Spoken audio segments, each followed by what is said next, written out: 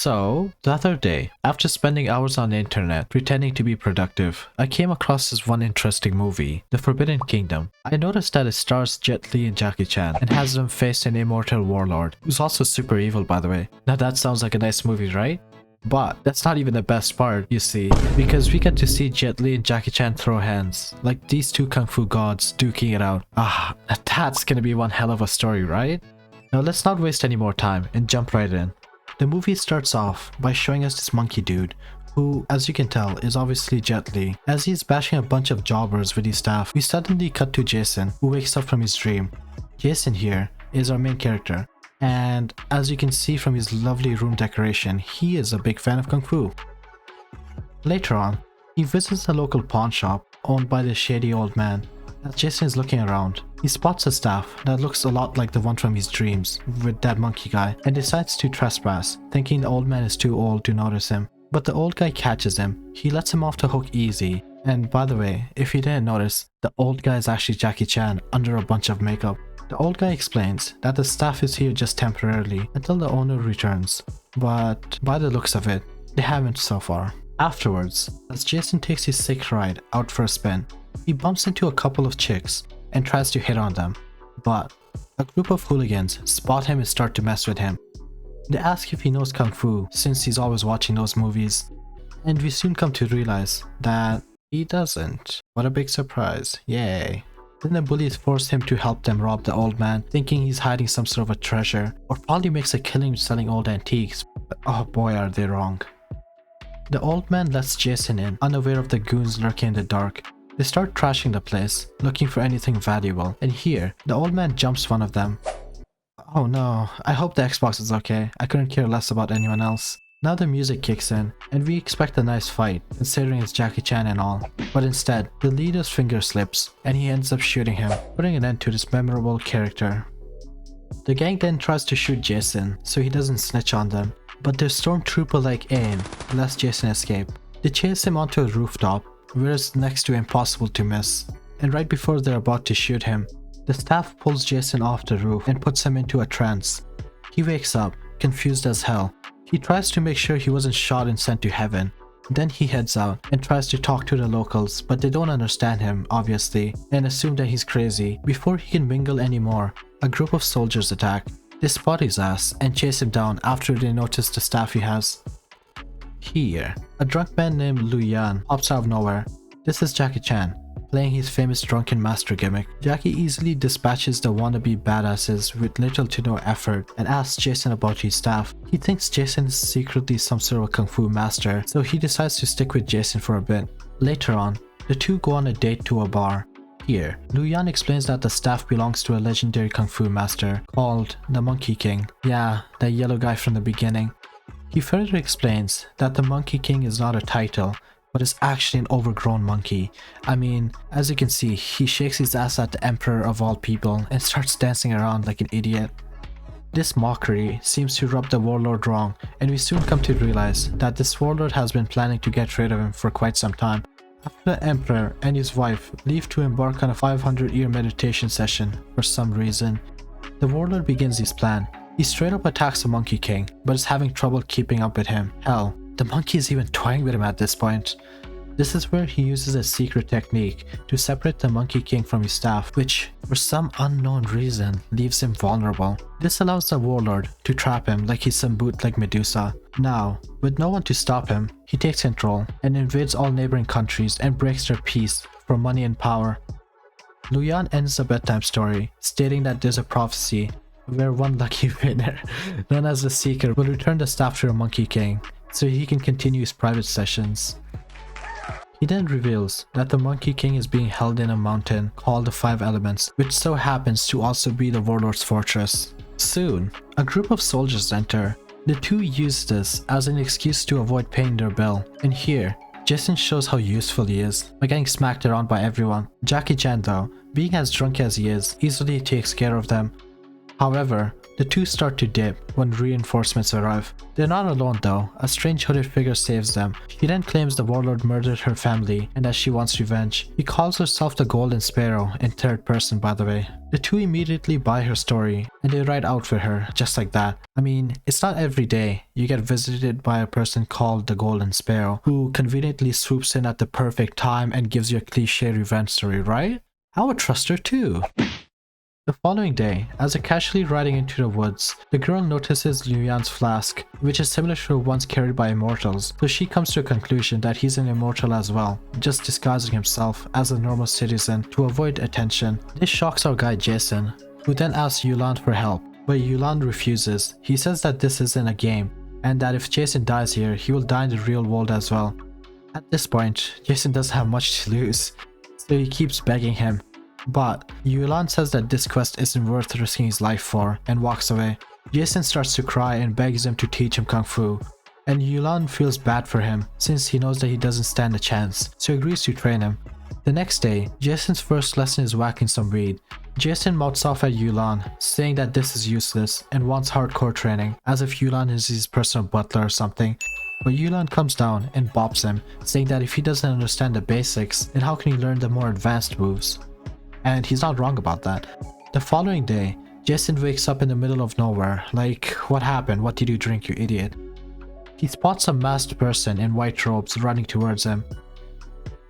This grabs the staff from Jason and dips.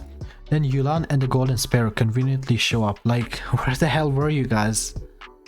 They track the masked rider to a nearby temple, where Yulan enters the temple to retrieve the staff. Turns out that the thief is actually a monk, played by none other than Jet Li. Surprisingly enough, Yulan tries to reason with him. After barely saying a word, Yulan cannot help himself but to grab the staff. The thief stops him and they both engage in combat. Now this is what we've all been waiting for. This fight won't disappoint you, don't worry. The two start taking jabs at each other. Jet Li knocks Jackie Chan backwards with enough force that it actually makes him sober.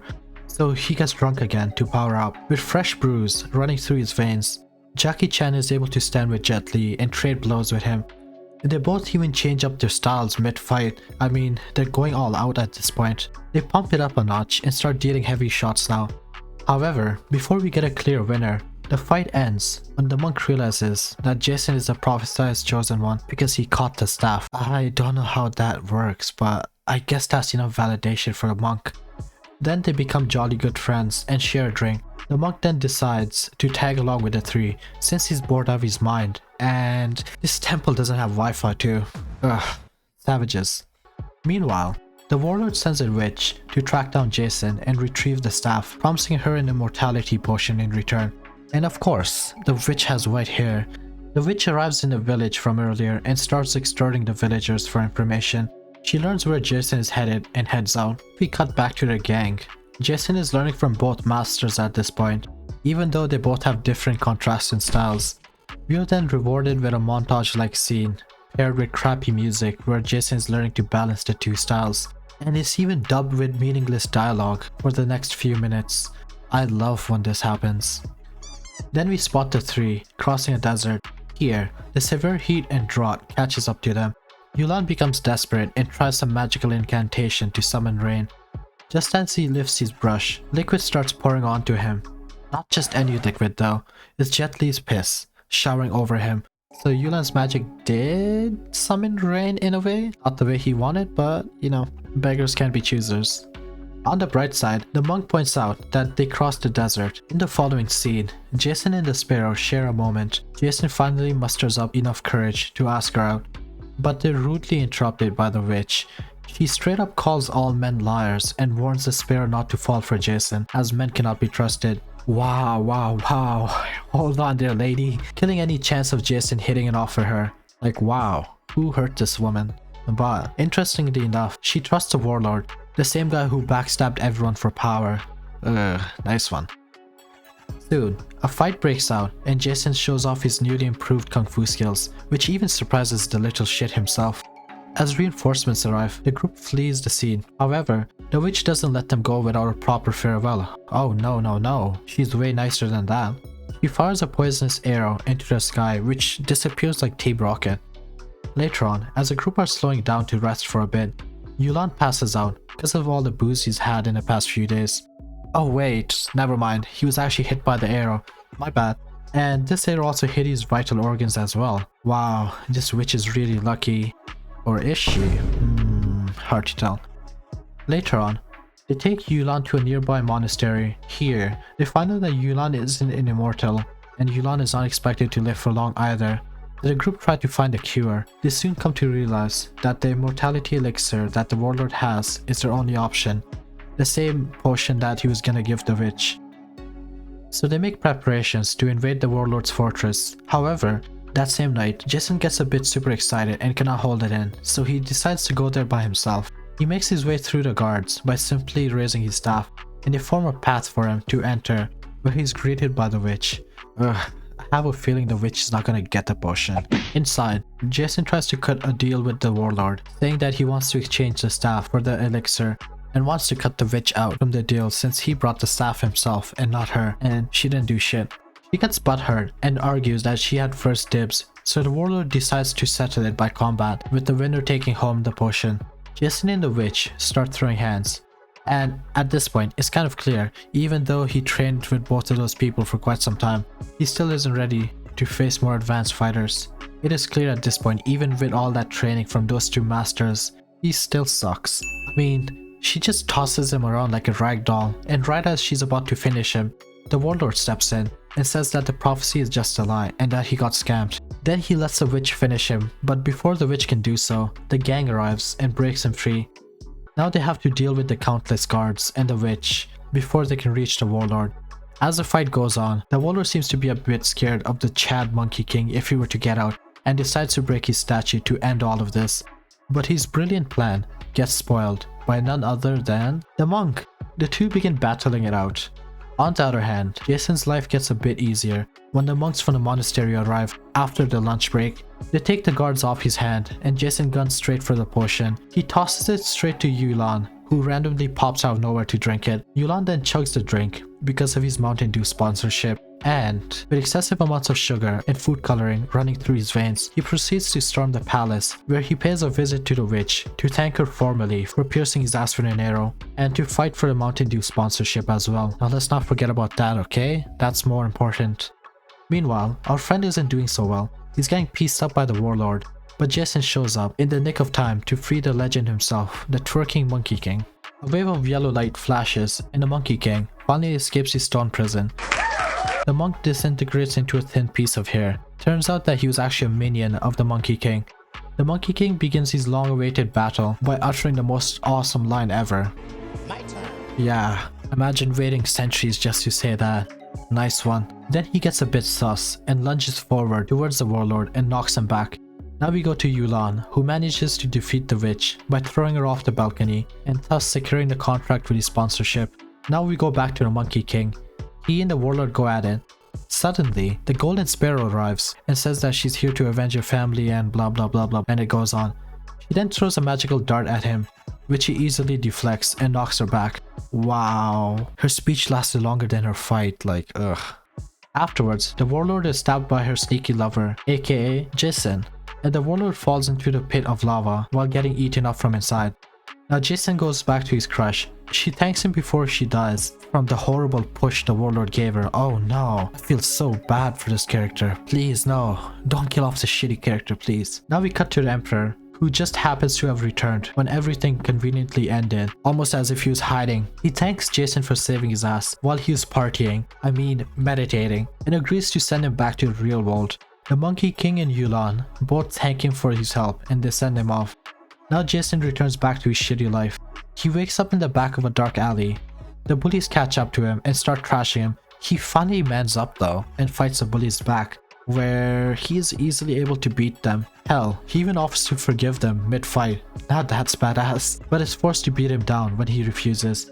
The rest of the bullies dip when the alpha is dropped. Then he goes back to a shady old man who says not to worry, as the expired Mountain Dew from centuries ago will keep him alive. As our hero leaves the scene, you're not gonna guess who shows up. Yeah, I spoke too soon. It's the Golden Sparrow, a reincarnation of her, who happens to have just moved into the neighborhood like some fairy tale. And with that, boys and girls, the movie comes to an end. Finally. And if you enjoyed watching this, then give it a like and subscribe for more content. Apart from that, have a great day and I'll see you next time.